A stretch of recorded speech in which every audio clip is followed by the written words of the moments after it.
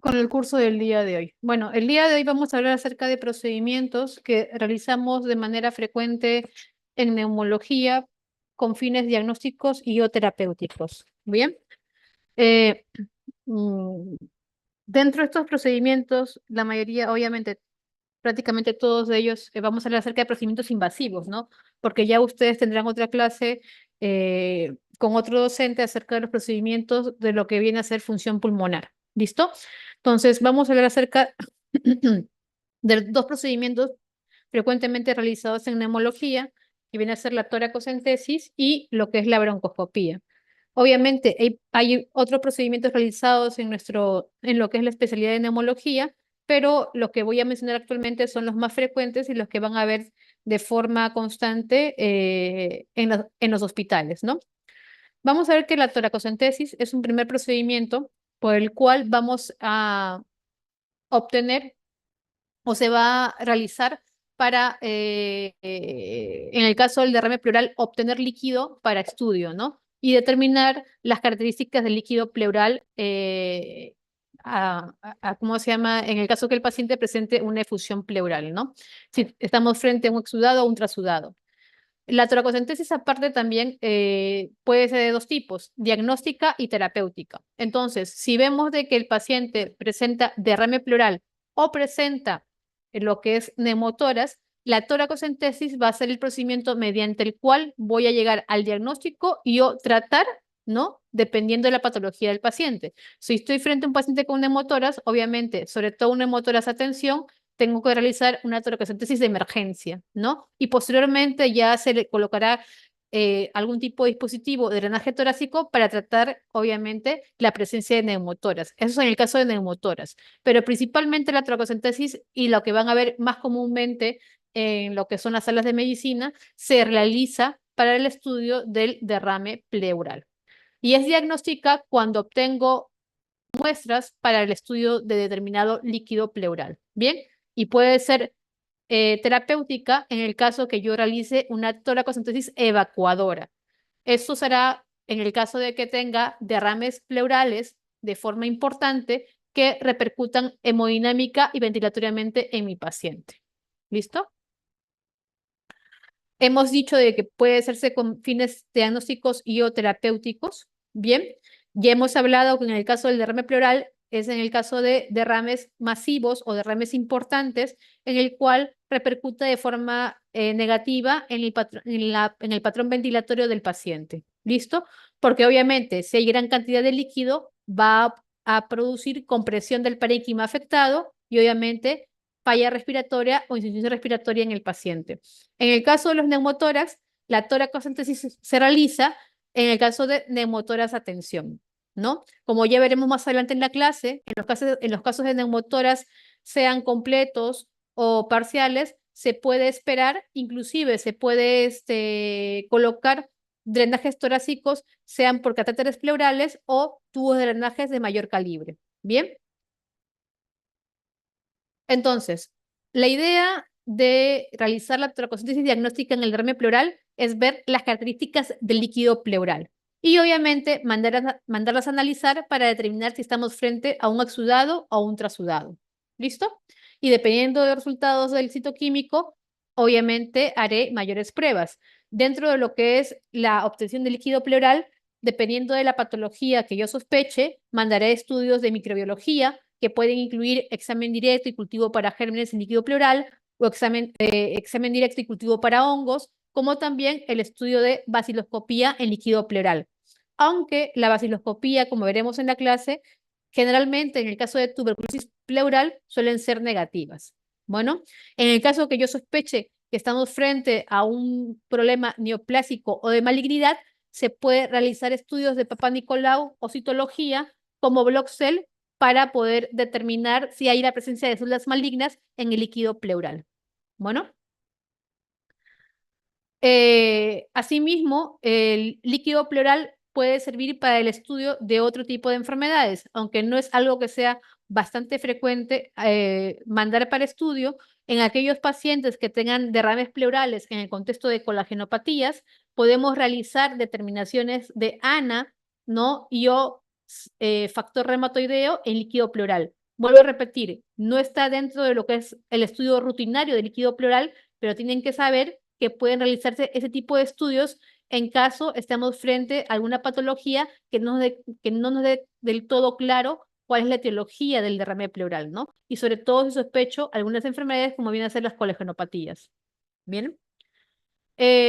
Nuevamente, en la diapositiva vemos las indicaciones de cuándo realizar o podemos realizar una toracocentesis, ¿no? En el caso de neumotórax, obviamente en el caso de hemotórax para comprobar la presencia de sangre en la cavidad pleural, ¿no? Obviamente ya hemos hablado de lo que es el derrame pleural y obviamente el empiema. En el empiema lo que vamos a hacer mediante toracocentesis es valorar o confirmar que estamos frente a la presencia de pus en la cavidad o espacio pleural. Si vemos de que un paciente está frente o presente a un empiema, la indicación inmediata es la colocación de drenaje torácico. Bueno, listo.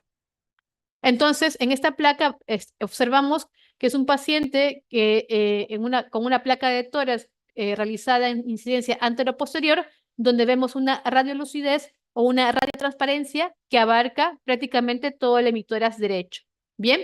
En comparación al hemitórax contralateral, ¿bien? Y vemos un colapso de lo que es el parénquima pulmonar. Esto corresponde a un neumotórax total, ¿bien? Y si esto repercute hemodinámicamente y ventilatoriamente mi paciente estaría frente a una hemotórax a tensión. Si estoy frente a una hemotórax a tensión, la indicación es hacer una toracocentesis de emergencia, ¿no? Que se realiza a nivel de lo que es el segundo o tercer espacio intercostal del hemitórax comprometido en cara anterior para proceder a su resolución. ¿Listo? Es la tomografía del paciente, donde vemos de otro paciente, donde vemos un hemotórax parcial, ¿bien?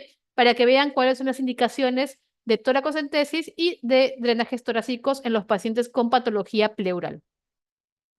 ¿Listo? Dentro de las causas ya hemos hablado qué exámenes puedo solicitar en el líquido pleural una vez obtenido. Como volvemos a repetir, citoquímico para determinar si estamos frente a un exudado o un trasudado, ¿no? El estudio microbiológico que puede incluir gran y cultivo para gérmenes en líquido pleural, examen directo y cultivo para hongos, baciloscopía en líquido pleural, etcétera. Y si estoy frente a sospecha de malignidad, obviamente el estudio de PAP o citología en líquido pleural y o Bloxel. Bien. Dentro de lo que viene a ser la toracocentesis terapéutica, como ya se mencionó en una primera parte, se realizará en el caso de los derrames pleurales, en el caso de derrames masivos y que repercutan o presente o produzcan en el paciente dificultad respiratoria. ¿Listo? Y en los neumotórax, como hemos visto en las imágenes previas, en los neumotórax de gran tamaño o atención. ¿Listo? En esos pacientes o en esos casos estaría indicado realizar una toracocentesis terapéutica, en el caso de derrames voluminosos, una toracocentesis evacuadora y en el caso de neumotórax de tensión, también lo mismo.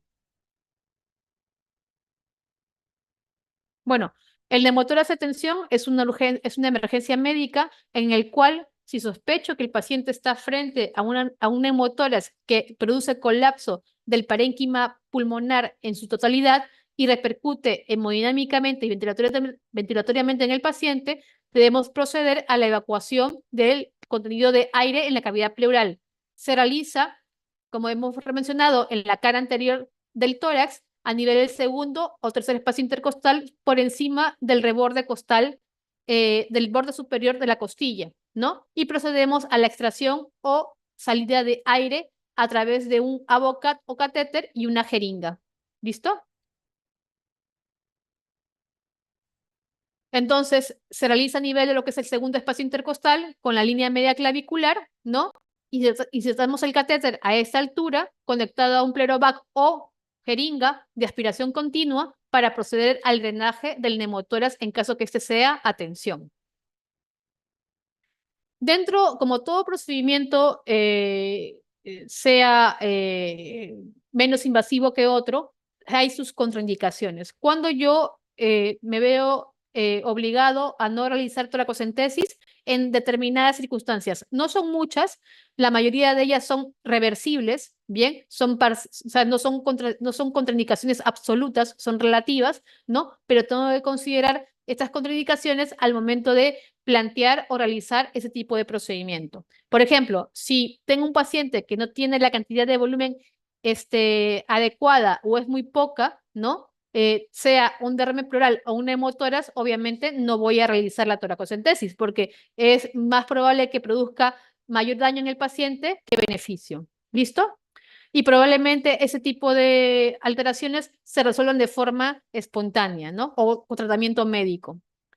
Si el paciente presenta alteraciones en el perfil de coagulación o algún tipo de coagulopatía, también está contraindicado la realización de toracocentesis a menos que ésta sea corregida. Bien, al igual que la trombocitopenia, una vez que sea corregida, se realiza el procedimiento. Generalmente se solicita que el paciente tenga un recuento de plaquetas por encima o igual a 50.000 antes de realizar la toracocentesis, sea esta diagnóstica o evacuadora. Bueno, en pacientes hay que tener cierta precaución en pacientes con ventilación mecánica, ¿no? Sobre todo si están a presiones picos elevadas, porque al momento de realizar la toracocentesis hay mayor riesgo de lesión a nivel del parénquima pulmonar, ¿no? Por eso es que hay que tener cierta precaución de realizar ese tipo de procedimientos en pacientes que están ventilados mecánicamente. Y obviamente, si tengo algún tipo de lesión en la zona en donde voy a punzar, algún tipo de infección activa, quemadura, también está contraindicado ¿cómo se llama? La realización de este tipo de procedimiento porque hay mayor riesgo de infección, de poder producir algún tipo de infección a nivel de la cavidad pleural en caso que haya algún tipo de cuadro infeccioso activo a nivel de la zona donde va a realizarse la punción en lo que respecta a la toracocentesis. Bien, por eso hay que tener mucho cuidado y saber las contraindicaciones en los pacientes en los cuales indica este tipo de procedimiento. Dentro de lo que vienen a ser los materiales que tenemos que tener en cuenta, obviamente, en este caso, en la diapositiva se ve lo que es un catéter, bien, tipo Avocat, por así decirlo, conectado a una tubulatura de plástico que lo que va a hacer es favorecer el drenaje del líquido pleural, bien, o también la salida de aire en el caso de un neumotórax, bien, pero generalmente para realizar una toracocentesis tengo que tener un par de jeringas de 20, anestésico local, bien, obviamente gasas, ¿no? Y los frascos para poder distribuir la muestra en cada uno de ellos y proceder al estudio del líquido pleural en los pacientes con derrame pleural. Bien, este tipo de frascos que utilizamos son en el caso que yo requiera realizar drenaje o una toracocentesis evacuadora en mi paciente. ¿Listo? Obviamente, antes de realizar cualquier tipo de procedimiento, debo explicar al paciente lo que le voy a realizar. Y obviamente tiene que haber un consentimiento informado firmado antes del procedimiento. Me olvidaba decirles, otra contraindicación para realizar toracocentesis es que el paciente no colabore o que el paciente no dé su consentimiento para realizar el procedimiento. Bien, nuevamente, otro tipo de cuidado que tengo que tener antes de realizar cualquier tipo de procedimiento es verificar la identidad del paciente, ¿no? Verificar dónde voy a realizar el procedimiento, revisar pruebas de imágenes previos al procedimiento es muy importante, ¿no? Garantizar que cuente con todo el material disponible para el procedimiento, ¿bien? Y obviamente verificar que el paciente no tenga algún tipo de alteración, sobre todo a nivel de lo que viene a ser perfil de coagulación, ¿no? O algún tipo de alteración a nivel del hemograma, como viene a ser plaquetopenia. ¿Listo? Porque todo esto tiene que ser corregido previo a la realización de la toracocentesis, sea esta diagnóstica o evacuadora. ¿Bien? Entonces, dentro de la técnica, vamos a ver que tenemos que nuevamente revisar la identidad del paciente, revisar pruebas de imágenes, revisar que todo esté completo, ¿no? Examinar al paciente, porque muchas veces puede ser de que el derrame pleural ya se haya resuelto, ¿no? Al momento de el paciente ser citado a procedimiento y obviamente ya no requiere dicha prueba. Así que por eso es muy importante revisar imágenes, revisar al paciente, examinar al paciente previo al procedimiento y obviamente verificar las pruebas de laboratorio previas a esto.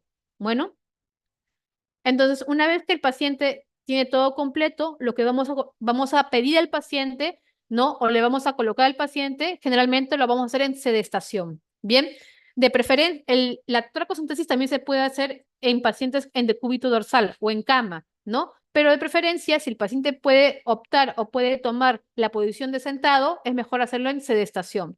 Vamos a pedirle al paciente que apoye los brazos, que abra los brazos, ¿no? Sobre una mesa, sobre un soporte, para de esta manera incrementar o aumentar el espacio intercostal y facilitarnos el ingreso para realizar el estudio. Bueno, entonces al paciente lo colocamos en sedestación, tenemos el punto de marcaje, ya sabemos que va a ser en este caso en el hemitoras izquierdo, ¿no? Y procedemos a realizar la asepsia y la antisepsia en el paciente.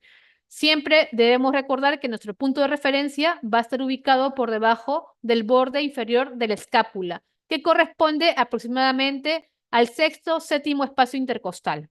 Bien, y debemos recordar de que nuestro espacio de seguridad está entre el sexto a octavo espacio intercostal. No se recomienda realizar punciones ni toracocentesis por debajo del octavo espacio intercostal, porque el riesgo de lesionar algún tipo de órgano, sea vaso o hígado, es mucho más riesgoso. Bueno, y obviamente para ingresar con la jeringa o la aguja tiene que ser por el borde superior de la costilla, ya que en el borde inferior se encuentra el paquete vasculo nervioso y debemos evitar, obviamente, comprometer este paquete vasculo nervioso. Por eso, nuestra zona de seguridad es por encima de la costilla, por encima del arco costal.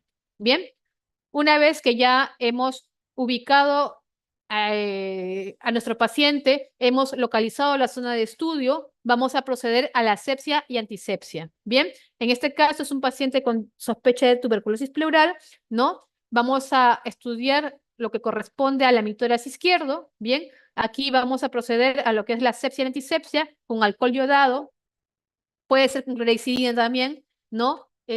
Solución yodada, ¿no? Y procedemos a limpiar la zona de punción. ¿Listo? En este caso, ya que sospechamos también TBC pleural, vamos a realizar no solamente toracocentesis, sino también una biopsia pleural. Aquí seguimos con la parte de asepsia y antisepsia, ¿bien? Y procedemos, una vez que hemos ya limpiado adecuadamente al paciente, a la colocación de anestésico local. En este caso, lidocaína al 2% sin epinefrina, ¿bien? Con una jeringa de 20 instillamos aproximadamente 1 mililitro de lidocaína en lo que corresponde a la parte de piel y tejido celular subcutáneo, y luego procedemos a instilar más lidocaína conforme vamos ingresando a la cavidad pleural. ¿Listo? La forma de administrar. Una vez que entramos a la cavidad pleural, vamos a obtener el líquido pleural. En este caso es un líquido amarillo citrino. Bien, obtenemos el líquido, procedemos al retiro de la jeringa con la aguja, ¿no? Y posteriormente mandamos ese líquido a análisis o a estudio citoquímico y microbiológico. Bien, se recomienda retirar aproximadamente como mínimo 20 ml de líquido para que nos alcance para hacer todos los estudios correspondientes. Si podemos retirar mucho más, sería mucho mejor. Bien, aquí ya una vez que hemos realizado la toracocentesis, procedemos a realizar el corte con bisturí para poder proceder a la biopsia pleural. Una vez que hemos realizado el corte, ¿no? A nivel del tórax, con esta pinza lo que vamos a proceder es a disecar, a abrir algún tipo de canal para poder ingresar con mi aguja de biopsia, que es la aguja de Abrams, ¿bien? Que es una de las agujas, una de las tantas agujas que utilizamos para biopsia pleural. Esta es la aguja de Abrams, que consta de 3 partes. La parte externa, que es la parte que va a la parte biselada, la parte interna, que es una parte que va a producir el corte de la pleura, y tenemos una guía. Bien, esta aguja de Abrams se va a insertar o se va a colocar en la pared torácica de forma que realizamos un poco de presión hasta ingresar a la cavidad pleural y proceder a lo que es la toma de la biopsia de pleura. Ya una vez armada la aguja de Abrams, ¿no? Procedo, ¿no? A introducirla a nivel del espacio o de la cavidad pleural. ¿Listo? A través del canal que he formado o que me ha ayudado a formar con, con la pinza. Una vez de que esté en el espacio pleural, obviamente tengo que confirmar que esté ahí con la presencia de líquido, ¿no? Aquí ya el médico ha logrado lo que es el corte de la pleura, la biopsia, y aquí obtenemos la muestra, en esta zona de aquí, ¿no? Sacamos la muestra y mandamos análisis anatomopatológico. Como pueden ver, tenemos una pequeña muestra de pleura parietal, obviamente. Listo.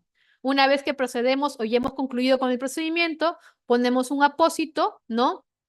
Colocamos esparadrapo de forma compresiva, ¿no? Y obviamente la indicación es retirar el apósito en 24 a 48 horas. ¿Listo? Para evitar cualquier tipo de complicación. Nuevamente, parte de lo que es la biopsia. Dentro de las complicaciones que yo puedo presentar al momento de realizar una toracocentesis, tenemos alguna que otra. Obviamente, si yo no me he fijado bien o el paciente tiene algún tipo de anomalía anatómica y sin percatarme en ingreso por el borde inferior del largo costal, etcétera, puedo producir lesión del paquete vasculonervioso y obviamente puedo producir sangrado o hemorragia que puede comprometer la cavidad pleural. Obviamente, si yo ingreso al momento de realizar el estudio, por ejemplo, en un derrame pleural y no me percato adecuadamente, puedo producir el ingreso de aire y producir como complicación la presencia de neumotórax. Bueno, sobre todo se produce cuando hago este tipo de procedimientos en pacientes con derrames muy pequeños. Por eso es de que hay que valorar riesgo-beneficio si es que es muy necesario hacer el procedimiento, porque obviamente el riesgo de producir neumotórax es algo mayor. Nuevamente, ya hemos mencionado que si yo funciono o hago una toracocentesis por debajo del octavo espacio intercostal, tengo mayor riesgo de puncionar o lesionar órgano sólido, como viene a ser el vaso o el hígado. Bueno, es muy frecuente, sobre todo en pacientes jóvenes y en varones, que presenten síntomas vasovagales. Son pacientes que se van a hipotensar, pueden presentar náuseas, vómitos durante el procedimiento. Bueno, y hay algo llamado edema de pulmón ex vacuo o post vacuo, ¿bien? Que generalmente no es algo que se vea frecuentemente, ¿bien? En todo lo que llevo de médico nunca lo he visto, pero se describe en la literatura. Se recomienda al momento de realizar una toracocentesis evacuadora no hacer un drenaje por encima de los 1.500 mililitros en 24 horas, porque el paciente presenta riesgo de presentar un edema pulmonar, ¿no? Debido a la expansión rápida del parénquima colapsado por el derrame. Entonces, a eso se le llama edema de pulmón ex vacuo o post vacuo. Por eso se recomienda no drenar más de este volumen, más de 1.500 mililitros, ¿no? Para evitar ese tipo de complicaciones. Nuevamente, es algo que no se ve frecuentemente, se describe, ¿no? Y se recomienda que sea así. ¿Listo? El otro procedimiento que realizamos con determinada frecuencia en lo que es neumología es obviamente la realización de broncoscopía. La broncoscopía es un procedimiento por el cual vamos a estudiar todo lo que corresponde al arco bronquial, a lo que viene a ser las vías, la vía aérea central, como también los segmentos pulmonares y sus segmentos pulmonares. Bien, ese tipo de estudios están indicados por diversas patologías, ¿no? Y al igual que la toracocentesis, tienen indicaciones diagnósticas y obviamente también terapéuticas. Bueno, dentro de los tipos de broncoscopio que disponemos para realizar el estudio de estos pacientes, tenemos el broncoscopio flexible, ¿bien? Y el broncoscopio rígido. Bueno, cada uno tiene sus indicaciones. Generalmente, lo más común en la práctica diaria es realizar broncoscopía flexible, ¿no? En el cual es un tubo muy delgado, ¿no? Donde hay una fuente de luz en el interior como canal de trabajo, en el interior de este tubo delgado que nos va a permitir maniobrar o ingresar en los distintos segmentos y sus segmentos pulmonares. Bueno, el broncoscopio rígido, ¿no? Es un broncoscopio metálico, generalmente, que lo que nos ayuda es a poder garantizar que la vía aérea se encuentre permeable, ¿no? Durante el procedimiento a realizar, ¿no? Eso generalmente se prefiere ese tipo de estudio broncoscopio rígido en pacientes en los cuales yo voy a sospechar que pueden sangrar de forma importante. Entonces, al tener un mayor diámetro de lo que viene a ser el broncoscopio, voy a poder manejar mejor o manipular mejor lo que es vía aérea. ¿Listo? Dentro, como todo procedimiento, tiene sus complicaciones, ¿no? Las complicaciones que se describen en broncoscopía son bastante poco frecuentes, ¿no? De baja mortalidad, pero las hay y hay que conocerlas. ¿Listo? Aquí tenemos una serie de indicaciones que tenemos para el estudio de lo que es la broncoscopía, ¿no? Son diversas las indicaciones, ¿no? Desde descartar cuadros infecciosos, como también cuadros tumorales, extracción de cuerpo extraño, entre otras cosas, ¿no? Manejo de hemoptisis, manejo de atelectasias, ¿no? Entonces, hay que saber que tiene indicaciones, ¿no? Tanto diagnósticas como terapéuticas. ¿Listo? Más indicaciones acerca del estudio broncoscópico. Un momento, por favor, doctores. Un ratito, por favor. Un momento.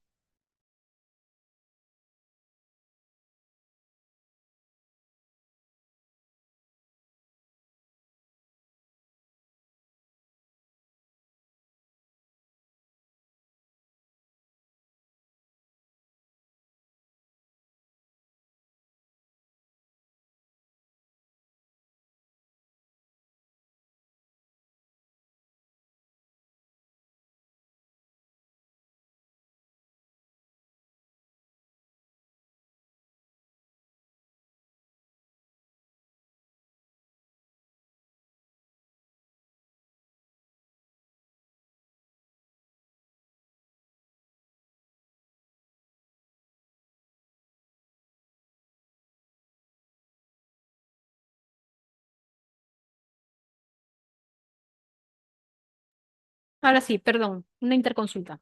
Listo. Entonces, vemos que son diversas las indicaciones para el estudio de broncoscopía. Bien. Lo importante es saber cuándo está indicado, ¿no? ¿Para qué me va a servir la broncoscopía? Y obviamente cuándo tengo contraindicaciones del procedimiento, como también las complicaciones del mismo. Bien. Generalmente en nuestro medio el estudio de broncoscopía se realiza para el estudio de lo que es malignidad, ¿no? Si tengo pacientes en los cuales tengo que llegar al diagnóstico de masas o nódulos pulmonares, ¿no? Sospechosos de malignidad, o sea, debemos realizar o podemos realizar ese tipo de estudios, ¿no? Actualmente, la broncoscopía también ha mostrado un gran desarrollo y avance en lo que vienen a ser las técnicas de realización, ¿no? Actualmente hablamos también de estudio broncoscópico con ayuda ecográfica, a lo que llamamos con EBUS, ¿no? El EBUS una forma en la cual realizamos la broncoscopía flexible, ¿no? Con ayuda de un ecógrafo instaurado dentro del broncoscopio. Y esto nos ayuda eh, a estudiar mucho mejor patologías de la vía central, sobre todo en pacientes que presenten adenopatías o lesiones a nivel, alrededor de la tráquea, lo que va a permitir muchas veces es el estadiaje, ¿no? En pacientes ya con diagnóstico de NM pulmonar, va a permitir el estudio va a permitir el estadiaje de estos pacientes, ¿no? Ver el compromiso de adenopatías a este nivel, sobre todo a nivel del estudio de la vía central. Listo. ¿No? Obviamente también es frecuente utilizar el estudio broncoscópico para el diagnóstico o el descarte de tuberculosis, ¿no? Otro tipo de infecciones en pacientes que no pueden obtener o no se puede recuperar muestra de forma adecuada, ¿no? Sobre todo en pacientes que se encuentran en la unidad de cuidados intensivos, que presentan infecciones importantes, sobre todo pacientes con neumonías nosocomiales o asociadas al ventilador, en el cual no es factible obtener muestras adecuadas, se puede realizar el estudio broncoscópico para hacer o realizar lavados bronquiolarares y mandar a su estudio microbiológico respectivo, ¿no? Así que son muchas las indicaciones, ¿no? Pero debemos conocer cuáles son, ¿no? Y en qué momento realizar. Dentro de las contraindicaciones para realizar un estudio broncoscópico, también al igual que la toracocentesis, tenemos que la mayoría de ellos son relativos. Una vez que estos se superan o se controlan, podemos realizar la broncoscopía. Pacientes con arritmias graves, sobre todo en pacientes que tienen antecedentes de cardiopatía isquémica, como es infarto agudo de miocardio, 4 semanas antes, ¿no? O dentro de las 4 semanas a realizar el estudio, se está contraindicado hacerlo, ¿no? Se prefiere esperar un poco más de tiempo al momento de plantear realizar la broncoscopía. debido a que durante el procedimiento, al momento de, como es un procedimiento invasivo, muchas veces los pacientes, mejor dicho, la mayoría de pacientes se tornan muy ansiosos, ¿no? Y pueden presentar o pueden esto producir la producción de arritmias durante el procedimiento. Por eso es muy importante la evaluación cardiológica, sobre todo en pacientes mayores de 60 años y en aquellos pacientes con algún tipo de antecedente de cardiopatía previos al procedimiento. ¿Listo? Porque obviamente la realización de la misma broncoscopía puede desencadenar la aparición de estas complicaciones cardiológicas, ¿bien? Sobre todo arritmias. También lo que es la angina inestable, obviamente, como hemos mencionado hace un momento. La hipoxemia refractaria también es una contraindicación relativa para realizar broncoscopía, debido a que al momento de ingresar con el broncoscopio y al momento de realizar la exploración y el lavado de distintos segmentos pulmonares o lóbulos pulmonares, esto va a producir de por sí una caída en la saturación. Y si mi paciente ya de por sí tiene una alteración en la ventilación y tiene una hipoxemia importante, puedo empeorar este cuadro. Por eso, en pacientes con hipoxemia refractaria o en los cuales tienen un gran requerimiento de oxígeno, prefiero esperar que mi paciente esté un poco más estable y con menor requerimiento para poder realizar el procedimiento de forma segura para el paciente. Pacientes con alteraciones en el perfil de coagulación, otro tipo de alteraciones como trombocitopenia, que no son del todo controladas, también debe ser considerada como contraindicación relativa hasta que esto mejore. Al igual que la toracocentesis, en el caso de trombocitopenia, se pide que el paciente como mínimo tenga 50.000 plaquetas para poder realizar el procedimiento con seguridad, sobre todo si voy a realizar algún tipo de procedimiento como viene a ser el cepillado o la biopsia. Bueno, obviamente, si el paciente no colabora, no voy a realizar el procedimiento por el riesgo de que el paciente se haga daño y sobre todo me pueda dañar el equipo. ¿Bien? O si el paciente no desea el procedimiento, también es una contraindicación para la realización de broncoscopía. Nuevamente, el broncoscopio es un instrumento flexible que aproximadamente mide de 50 a 60 centímetros, ¿no? Tiene en su interior haces de fibra óptica con una fuente de luz que nos permite visualizar los segmentos y sus segmentos pulmonares. Bien, en el interior de este tubo flexible hay un canal de trabajo que aproximadamente mide 2.5 centímetros y nos permite introducir diversos aparatos para proceder al cepillado endobronquial o para proceder a la biopsia, sea endobronquial o transbronquial. ¿Listo? ¿No? Y obviamente hay distintos tamaños y diámetros del broncoscopio. Para eso dependerá del tipo de paciente en el cual voy a trabajar, sean pacientes adultos o sean pacientes pediátricos. Obviamente, al igual que la toracocentesis, es necesario disponer de la historia clínica del paciente, no valorar la indicación de la broncoscopía, ver imágenes previamente a la realización del procedimiento para saber en qué zona voy a trabajar. Si el paciente está recibiendo tratamiento anticoagulante por diversos motivos, debe suspenderse previos a la realización de la broncoscopía, porque obviamente hay mayor riesgo de sangrado en caso que no se produzca la suspensión de estos medicamentos, ¿no? Generalmente, las heparinas de bajo peso molecular deben suspenderse al menos 12 horas antes de la broncoscopía. En el caso de otro tipo de anticoagulantes como la warfarina, debe reemplazarse 48 horas antes por heparina de bajo peso molecular, hacer un nuevo control y ver si el paciente ya está en condiciones para poder realizar la broncoscopía. En el caso de los nuevos anticoagulantes orales tipo apixaban o rivaroxaban, se sugiere suspenderse 24 horas antes. Y en el caso de que el paciente esté en tratamiento antiagregante, como es en el caso de clopidogrel, también debe suspenderse 7 días antes del procedimiento, siempre valorando riesgo y beneficio en el paciente, doctores. ¿Bien? Obviamente, el paciente que vaya a ser sometido a broncoscopía debe mantenerse en NPO el día del procedimiento, confirmar que tenga el consentimiento informado, ¿no? Y nuevamente, el paciente debe saber qué se le va a realizar durante el procedimiento para que el paciente esté tranquilo durante su realización. Entonces, vamos a introducir un tubo flexible, como estamos viendo en las imágenes, ¿no? Que puede introducirse a través de lo que es la nariz o la boca. Bien, eso depende de cada broncoscopista. Entonces, se introduce el broncoscopio, que es un tubo flexible. Ya hemos dicho que tiene que está hecho a base de haces de hay una fuente de luz, ¿no? Y obviamente la fibra óptica nos va a permitir el trabajo a través de lo que es el aparato respiratorio. Bien, una vez que introducimos el broncoscopio, sea por la nariz y por la boca, nos va a permitir visualizar lo que es la vía central, bien, la vía aérea central, como también segmentos y subsegmentos pulmonares. ¿Listo? Esta es la entrada, justo estamos con el broncoscopio, a la entrada de lo que son las cuerdas vocales. Estas son las cuerdas vocales.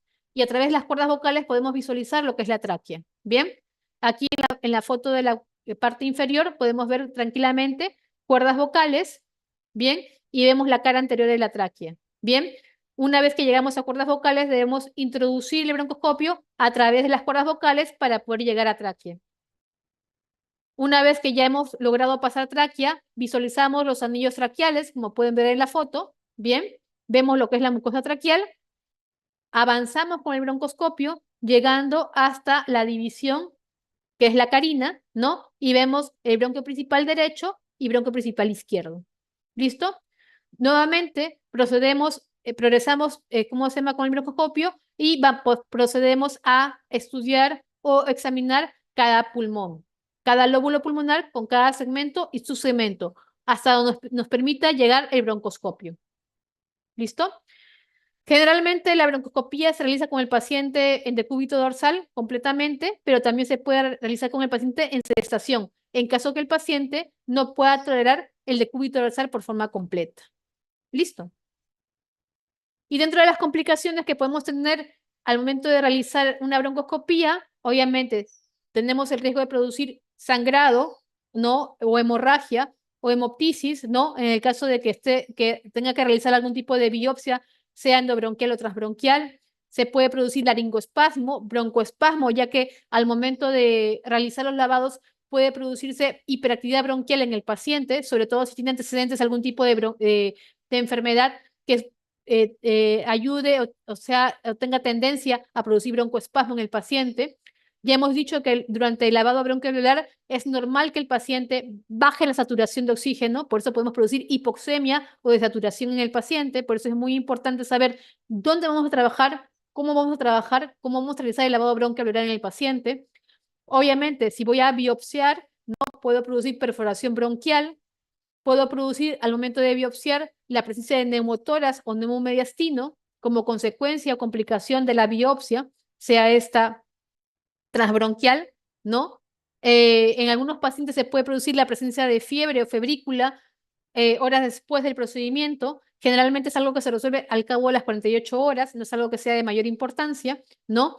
Obviamente se puede producir neumonías, ¿no? O bacteriemias en el caso que esté manipulando pacientes con lesiones abscedadas, ¿no? Yo puedo, al momento de, si no me doy cuenta adecuadamente, puedo manipular o puedo llevar ese contenido de absceso a otras localizaciones del pulmón y obviamente complicar al paciente. Por eso es muy importante trabajar con mucha delicadeza al momento de realizar la broncoscopía. ¿Listo? Y en pacientes que tienen antecedentes, sobre todo de cardiopatía isquémica o algún tipo de cardiopatía, se puede desarrollar lo que es la presencia de arritmias o infartos o anginas, ¿no? Por eso es muy importante la evaluación cardiológica previa a la realización del procedimiento, ¿no? Sobre todo en pacientes con algún tipo de enfermedad cardíaca previamente conocida. Listo. Y obviamente, como utilizamos fármacos como es lidocaína, ¿no?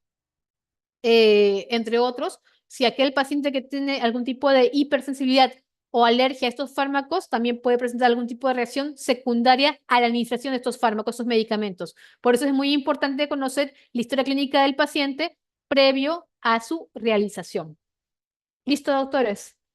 ¿Alguna duda o pregunta con respecto a los procedimientos en neumología?